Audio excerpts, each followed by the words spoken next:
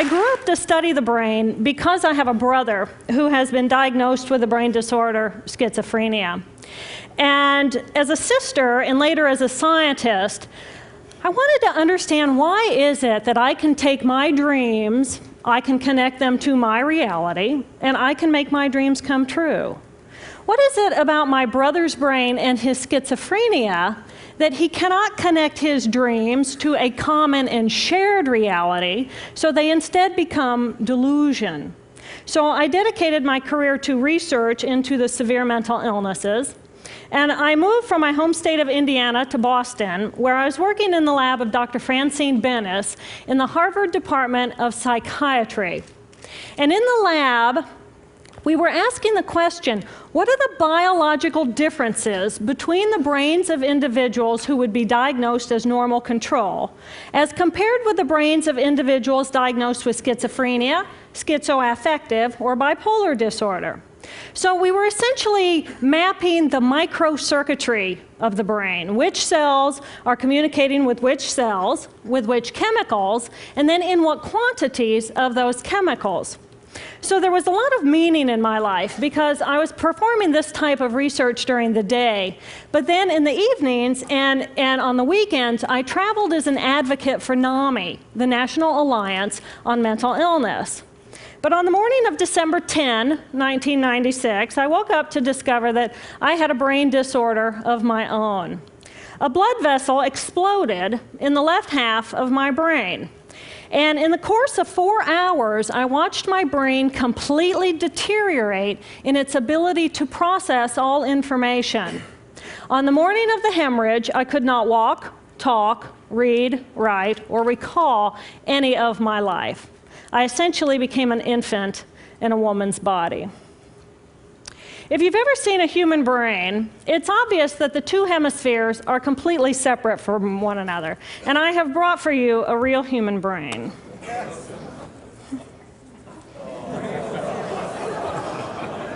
Thank you. So this is a real human brain. This is the front of the brain, the back of the brain with the spinal cord hanging down. And this is how it would be positioned inside of my head. And when you look at the brain, it's obvious that the two cerebral cortices are completely separate from one another. For those of you who understand computers, our right hemisphere functions like a parallel processor, while our left hemisphere functions like a serial processor. The two hemispheres do communicate with one another through the corpus callosum, which is made up of some 300 million axonal fibers. But other than that, the two hemispheres are completely separate. Because they process information differently, each of our hemispheres think about different things, they care about different things, and dare I say, they have very different personalities. Excuse me. Thank you. It's been a joy. Our right human hemisphere is all about this present moment. It's all about right here, right now. Our right hemisphere, it thinks in pictures, and it learns kinesthetically through the movement of our bodies. Information in the form of energy streams in simultaneously through all of our sensory systems, and then it explodes into this enormous collage of what this present moment looks like, what this present moment smells like and tastes like, what it feels like, and what it sounds like. I am an energy being connected to the energy all around me through the consciousness of my right hemisphere. We are energy beings connected to one another through the consciousness of our right hemispheres as one human family. And right here, right now, we are brothers and sisters on this planet, here to make the world a better place. And in this moment, we are perfect, we are whole, and we are beautiful. My left hemisphere, our left hemisphere, is a very different place. Our left hemisphere thinks linearly and methodically. Our left hemisphere is all about the past, and it's all about the future. Our left hemisphere is designed to take that enormous collage of the present moment and start picking out details, and more details about those details. It then categorizes and organizes all that information, associates it with everything in the past we've ever learned, and projects into the future all of our possibilities. And our left hemisphere thinks in language. It's that ongoing brain chatter that connects me and my internal world to my external world. It's that little voice that says to me, hey, you got to remember to pick up bananas on your way home. I need them in the morning. It's that calculating intelligence that reminds me when I have to do my laundry. But perhaps most important, it's that little voice that says to me, I am. I am. And as soon as my left hemisphere says to me, I am, I become separate. I become a single, solid individual, separate from the energy flow around me and separate from you. And this is the portion of my brain that I lost on the morning of my stroke. On the morning of the stroke, I woke up to a pounding pain behind my left eye. And it was the kind of pain, caustic pain, that you get when you bite into ice cream. And it just gripped me, and then it released me. And then it just gripped me, and then it released me. And it was very unusual for me to ever experience any kind of pain, so I thought, okay, I'll just start my normal routine. So I got up and I jumped onto my cardio glider, which is a full body, full exercise machine. And I'm jamming away on this thing, and I'm realizing that my hands look like primitive claws grasping onto the bar. And I thought, that's very peculiar. And I looked down at my body, and I thought, whoa, I'm a weird-looking thing. And it was as though my consciousness had shifted away from my normal perception of reality, where I'm the person on the machine having the experience, to some esoteric space where I'm witnessing myself having this experience. And it was all very peculiar, and my headache was just getting worse, so I get off the machine, and I'm walking across my living room floor, and I realize that everything inside of my body has slowed way down. And every step is very rigid and very deliberate. There's no fluidity to my pace, and there's this constriction in my area of perception, so I'm just focused on internal systems. And I'm standing in my bathroom getting ready to step into the shower, and I could actually hear the dialogue inside of my body. I heard a little voice saying, okay, you muscles, you got to contract, and you muscles, you relax. And then I lost my balance, and I'm propped up against the wall. And I looked down at my arm, and I realized that I can no longer define the boundaries of my body. I can't define where I begin and where I end, because the atoms and the molecules of my arm blended with the atoms and molecules of the wall. And all I could detect was this energy. And I'm asking myself, what is wrong with me? What is going on?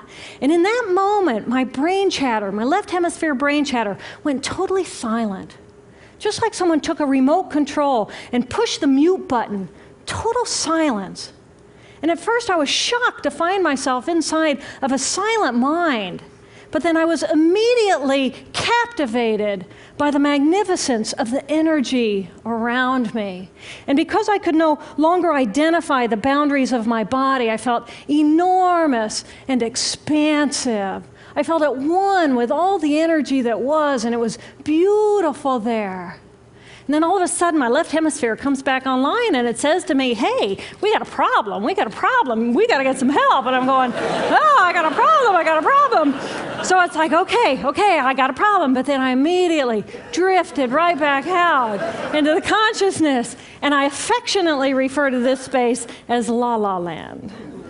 But it was beautiful there. Imagine what it would be like to be totally disconnected from your brain chatter that connects you to the external world. So here I am in this space, and my job and any stress related to my job, it was gone. And I felt lighter in my body. And imagine all of the relationships in the external world and any stressors related to any of those, they were gone. And I felt this sense of peacefulness. And imagine what it would feel like to lose 37 years of emotional baggage. Oh, I felt euphoria. Euphoria. It was beautiful there. And then again, my left hemisphere comes online and it says, hey, you've got to pay attention. We've got to get help. And I'm thinking, I got to get help. I got to focus. So I get out of the shower and I'm mechanically dressed and I'm walking around my apartment and I'm thinking, I got to get to work. I got to get to work. Can I drive? Can I drive? And in that moment, my right arm went totally paralyzed by my side. Then I realized, oh my gosh, I'm having a stroke. I'm having a stroke. And then the next thing my brain says to me is, wow, this is so cool. This is so cool. How many brain scientists have the opportunity to study their own brain from the inside out? And then it crosses my mind, but I'm a very busy woman. I don't have time for a stroke. It's like, okay, I can't stop the stroke from happening, so I'll do this for a week or two, and then I'll get back to my routine. Okay, so I got to call help. I got to call work. I couldn't remember the number at work. So I remembered in my office I had a business card with my number on it. So I go into my business room, and I pull out a 3-inch stack of business cards. And I'm looking at the card on top. And even though I could see clearly in my mind's eye what my business card looked like, I couldn't tell if this was my card or not, because all I could see were pixels. And the pixels of the words blended with the pixels of the background and the pixels of the symbols, and I just couldn't tell. And then I would wait for what I call a wave of clarity. And in that moment, I would be able to reattach to normal reality. And I could tell, that's not the card, that's not the card, that's not the card. It took me 45 minutes to get 1 inch down inside of that stack of cards. In the meantime, for 45 minutes, the hemorrhage is getting bigger in my left hemisphere. I do not understand numbers. I do not understand a telephone, but it's the only plan I have. So I take the foam pad and I put it right here. I take the business card, I put it right here, and I'm matching the shape of the squiggles on the card to the shape of the squiggles on the foam pad. But then I would drift back out into la la land and not remember if when I come back if I'd already dialed those numbers. So I had to wield my paralyzed arm like a stump and cover the numbers as I went along and push them so that as I would come back to normal reality, I'd be able to tell, yes, I've already dialed that number.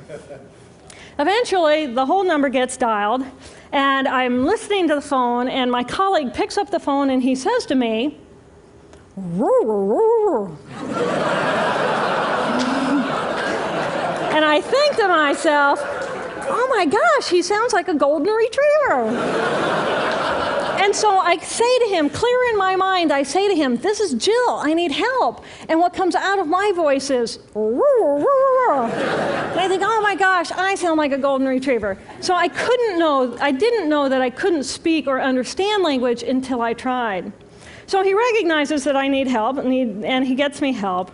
And a little while later, I'm riding in an ambulance from one hospital across Boston to Mass General Hospital. And I curl up into a little fetal ball.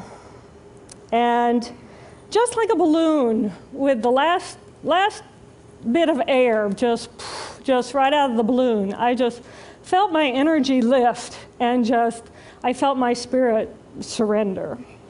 And in that moment, I knew that I was no longer the choreographer of my life. And either the doctors rescue my body and give me a second chance at life, or this was perhaps my moment of transition. When I woke later that afternoon, I was shocked to discover that I was still alive. When I felt my spirit surrender, I said goodbye to my life, and my mind was now suspended between two very opposite planes of reality. Stimulation coming in through my sensory systems felt like pure pain. Light burned my brain like wildfire, and sounds were so loud and chaotic that I could not pick a voice out from the background noise, and I just wanted to escape. Because I could not identify the position of my body in space, I felt enormous and expansive, like a genie just liberated from her bottle. And my spirit soared free like a great whale gliding through a sea of silent euphoria. Nirvana. I found nirvana.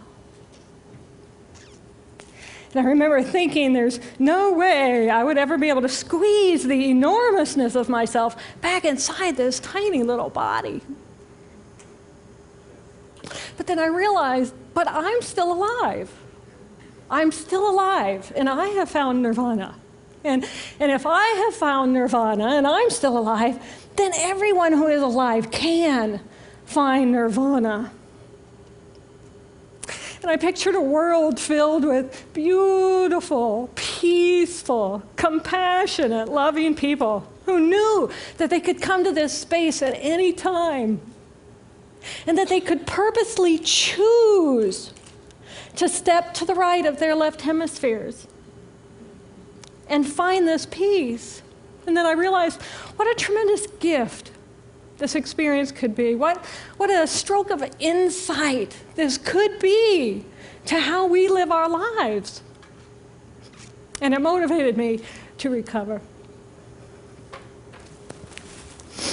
2.5 weeks after the hemorrhage, the surgeons went in and they removed a blood clot the size of a golf ball that was pushing on my language centers. Here I am with my mama, who's a true angel in my life. It took me 8 years to completely recover. So, who are we? We are the life force power of the universe with manual dexterity and 2 cognitive minds. And we have the power to choose moment by moment who and how we want to be in the world. Right here, right now, I can step into the consciousness of my right hemisphere where I am the life force power of the universe. I am the life force power of the 50 trillion beautiful molecular geniuses that make up my form, at one with all that is.